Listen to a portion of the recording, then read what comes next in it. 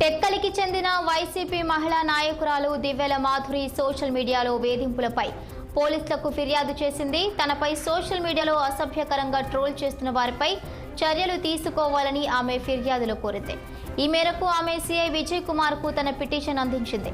రాష్ట్రంలో ఏ మహిళకి అన్యాయం జరిగినా, మహిళల పట్ల అసభ్యకరంగా ప్రవర్తించిన, సోషల్ మీడియాలో పోస్టింగ్ పెట్టిన వారికి కఠిన చర్యలు తీసుకుంటామన్న హోంమంత్రి కామెంట్స్ చేసిన కొన్ని రోజులకే వైసీపీ కార్యకర్తపై అసభ్యకరంగా ట్రోల్ చేయడం చర్చనీయాంశంగా మారింది.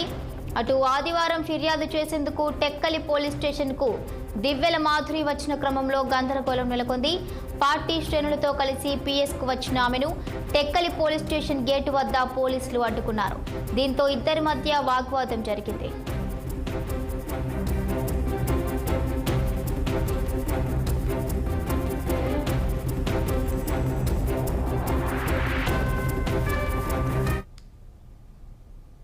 కొద్ది రోజులుగా మనం చూస్తున్నాం సోషల్ మీడియాలో ఏ విధమైన అసభ్యకరమైన పోస్టులు పెడితే యాక్షన్ తీసుకుంటామని మన చంద్రబాబు నాయుడు గారు, డిప్యూటీ సీఎం పవన్ కళ్యాణ్ గారు అండ్ హోమ్ మినిస్టర్ అనిత గారు కూడా అసెంబ్లీ సాక్షిగా చెప్పారు. ఏంటంటే ఏ మహిళ మీద కూడా అసభ్యకరంగా సోషల్ మీడియాలో పోస్టులు పెడితే చాలా సివియర్ యాక్షన్ తీసుకుంటామని చెప్పారు.